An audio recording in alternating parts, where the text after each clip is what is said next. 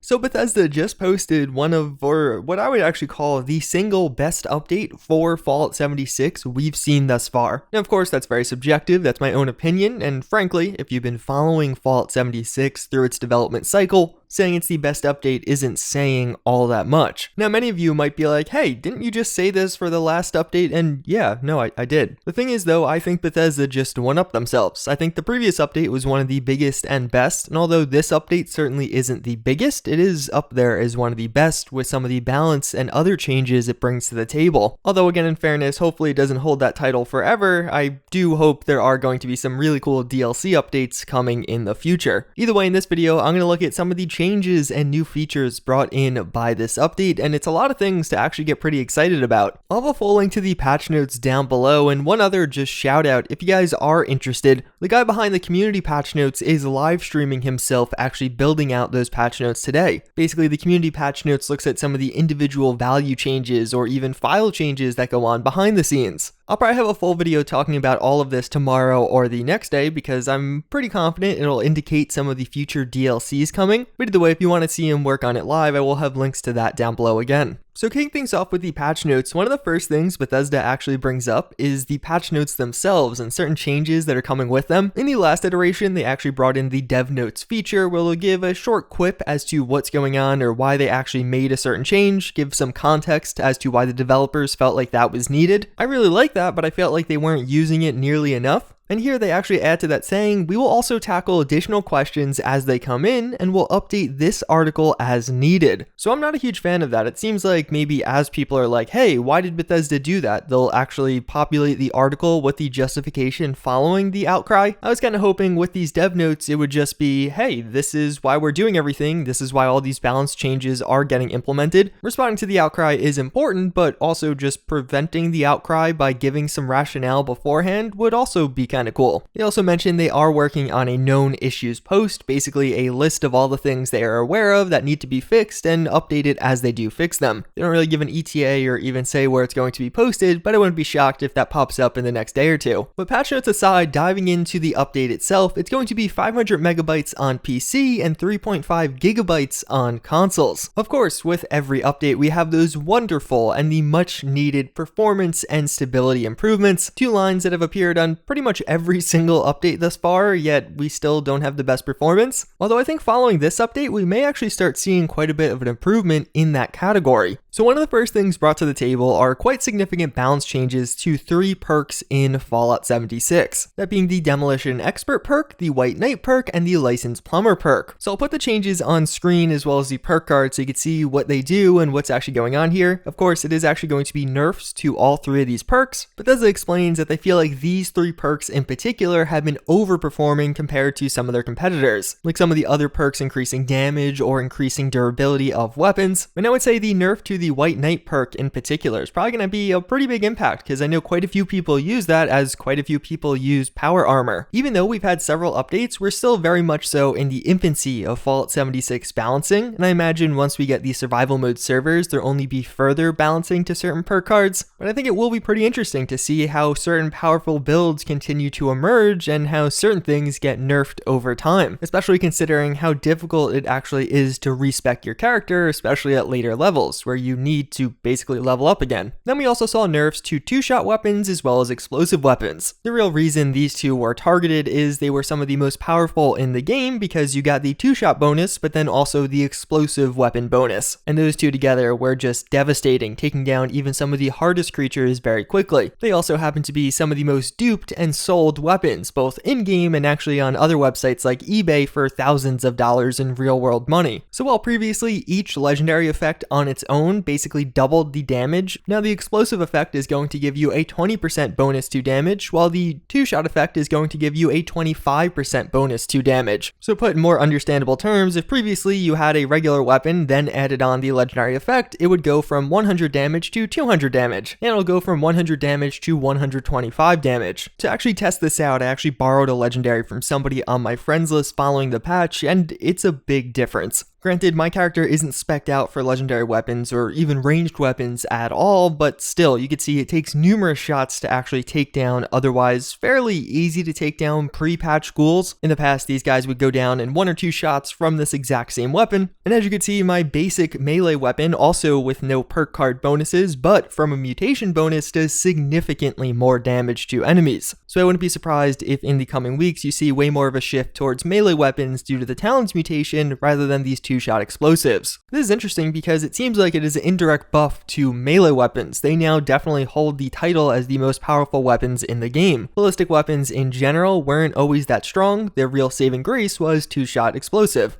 I wonder now if in the coming weeks we actually see more nerfs to melee weapons or even melee weapon perk cards. We also got a change where all of the weapons that don't actually have a shot, like a bullet coming out of it, can no longer get the explosive effect, like a flamer can't be explosive, as well as some of the various laser or plasma weapons in the game. Although interestingly, in the dev note for this one, they mentioned how they've only temporarily removed it, and it will be modified in the future, so perhaps they'll actually just create an equal but differently named legendary effect, so it makes sense. Weapon and armor mods will no longer be auto-scrapped, so if you went out and, let's say, purchased a headlamp mod for your power armor and had it in your inventory, if you were crafting and didn't have enough of that resource that it broke down into, it would automatically scrap that mod. This now prevents that and makes it so the only way it'll be broken down is if you manually scrap it yourself. Turrets will now have an own tag next to their name, which, I mean, like, it's not a bad change, just were people complaining about not knowing which turrets were their own? And then one of the biggest glitches that will probably have one of the biggest impacts on the game as a whole and anyone that plays it, carry weight is now capped at an absolute limit of 1,500 pounds over the character's current maximum carry weight. So effectively what this means is take whatever carry weight you do have, so let's say your character can hold 200 pounds of items, now at any given point he could only hold up to 1,700 pounds. This is really big because previously in the duping community, people had carry weights of over 1 million. Before this patch, there was no top limit carry weight, so people would jump onto the servers with 1 million to, I even saw some people with 10 million carry weight, and characters like that being on the server either trading, duping, or even just walking around would cause quite a bit of additional instability because the server was then trying to load all of those items occupying that carry weight. And if you have a character that's already over your carry weight plus 1,500, then basically you're not going to be able to pick up any additional items, but even further, you won't be able to acquire any additional caps. This is big for a couple of reasons. First and foremost, let's be clear, this isn't removing duping from the game. Duping will continue to persist as an issue as long as new exploits pop up. What it does do though is eliminate some of the popular duping methods that was just mass duping. Previously, people would dupe to the point of having millions of carry weight, while obviously now going forward you can't do that. So what's very likely to happen is people will just start duping some of the most valuable items. Maybe those continue to be 2-shot explosive weapons, maybe something else takes their place going forward. So even though this doesn't completely wipe out duping, it does make it so servers will probably start being significantly more stable going forward. But of course, this is all assuming no new carry weight glitch does pop up or even new stash glitch. One such carry weight glitch was actually fixed in this patch, but even further, we got a new duping exploit that was patched. Effectively, the way this one worked was you would actually sell your item to Modus, the White Springs bunker trader, and then 2 people could buy that item for him. So you'd sell it once, it would be in the trader's inventory, but then multiple people could buy it, and thus you'd have duplicates of a very high level legendary item. Either way, this carry weight glitch is definitely a step in the right direction. I don't think server instability will necessarily be immediately better because these characters still will exist, but over time as they get used less and less or their carry weights go lower and lower, I think servers will gradually start to improve over time. Although one other concern that does pop up with this, considering they patched the Modus exploit, which a lot of people were taking advantage of, now you have the issue of some of the other duping exploits getting used again. The server crashing exploit still seems to work. There's no reported fix to that in the patch notes. So now you might have an issue where we have more server crashes because people are resorting to other methods to dupe their items rather than the otherwise fairly stable Modus exploit. But otherwise, one of the other really big changes that has come with this patch is actually with plans and recipes. So going forward, plans that your character already knows will now pop up with an icon next to their name. This is something Bethesda announced they were doing, but something they didn't announce they were doing that's actually huge is now vendors will just have a set of plans. Previously, in order to get some of the rare plans in the game, you'd actually have to server hop multiple times. But following this patch, recipes and plans in vendor inventories are no longer randomized. They can now be reliably sourced from those vendors. They do mention though some exceptions include minor workshop and camp plans. So I fast traveled around and Phoenix is now loaded with plans. You can get jetpacks just for the right price now, which is a pretty cool change. Although it's pretty interesting how Bethesda just kind of sprung this on people. The patch notes only came out like 2 hours before this update was live. There's probably quite a few people out there who are hoarding jetpack plans trying to sell them because they sold for a lot of caps and now they're made almost worthless or just worth whatever cap value they have in game. Either way, this is going to save us a lot of headaches and a lot of frustrations, and for the most part significantly reduce the server hopping that is required to find some of these rare items. One of the only things left now are some of those rare outfits. Although it is interesting to see which vendors were affected by this change. In the White Springs bunker, the Enclave Armory doesn't have nearly as many plans as I think are in the leveled list for this. I'm pretty sure you could get an XO1 jetpack here, but of course it's not showing up. One other really big change comes with the Hunter versus Hunted radio. This is a PvP mode in Fallout 76 accessible by everyone on the server. The problem was that you needed 4 players to start playing, and people simply didn't start queuing up for this. Unless you had a group of 4 friends already, you wouldn't actually successfully get the 4 players. Well, now with this new change, a server-wide message will appear when a player joins the Hunter versus Hunted queue. So now when somebody actually wants to do this, it'll be broadcast and hopefully other people will join. Actually playing this for a couple hours after the patch, and no doubt that it's better. I definitely had more success finding people to play Hunter versus Hunted with me, but at the same time, it's not like some new revolution. It's not like there's a plethora of people always in it now. This might be just an issue of a lack of interest. Even with this new alert, maybe people just don't want to PvP in this game. At the same time though, it is still pretty handy to get alerted. Even if you're maybe on the fence, you'll see, oh, they only need 1 more player to start it up. All right, I'll join then. And without a doubt, it is a change in the positive direction. And outside of that, there were several other minor or bug changes that also came along with this. One of the pretty cool ones is they actually changed voice communication. So now in the bottom left corner of the screen, you could see who's talking and how you're hearing them, whether that be a local proximity chat or if they're on your team, etc. I really like this. I mean, it's kind of a standard for most games anyway, but hey, at least we got it at some point. The traveling pharmacy perk finally got fixed. This was intended to be a perk that actually reduces the weight of all 8 items. In reality, it didn't do that, but fortunately now it does, so hopefully the next time you log in, you'll actually notice your carry weight to be slightly lower. They fixed that issue where players over level 100 would have the end of their level cut off, so now you could correctly see what their level is on the map. They fixed the bobblehead stacking exploit. This was one where you could use certain bobbleheads like the explosive bobbleheads. Typically people would dupe them to have several hundred of these, then use a bunch at one given time, get a huge explosive bonus, and then you would one-shot pretty much anything, including other players that didn't actually engage in PvP with you. You pretty much just bypassed the slap system and could one-shot people. Now they made it so you can't actually stack these at all. They fixed that issue that was present since day 1 of last patch where you couldn't get into the monorail elevator, and although this is one of those fixes I do really appreciate, I do have to question, how did we go almost 2 weeks before this was fixed? Like I covered it in my patch video 2 weeks ago, people posted about it. It seems like one of those things that could have easily been hot fixed. Instead, that one part of the map was just inaccessible for the duration. And there are several other bug fixes that you guys can read up on in the patch notes, but those were some of the major changes brought by this patch. I really think this is one of the best patches, or really the best patch we've gotten for Fallout 76 thus far. I feel like it was a pretty big one in the sense that it wasn't just bug fixes. There was actually a lot of balance or quality of life changes that will make the game a bit more enjoyable to play. Now, hopefully in some of these future updates, we actually get new things to do to allow us to continue playing without boredom. But at the same time, this is definitely a massive step in the right direction. If we get more patches like these, even if it's only once every 2 weeks, as well as actually start getting some DLC content, I wouldn't be shocked to see more and more players start coming back to Fallout 76. So really, a good job to Bethesda. I know right now there are several other things that were changed behind the scenes. I'm not ready to make a full video on it, but hopefully tomorrow I'll talk about some of these, and some of them are indicative of future DLC, so you can look forward to that. As always, again, I thank you all for watching. Hopefully you found this video informative, but with that, I hope to see you all next time.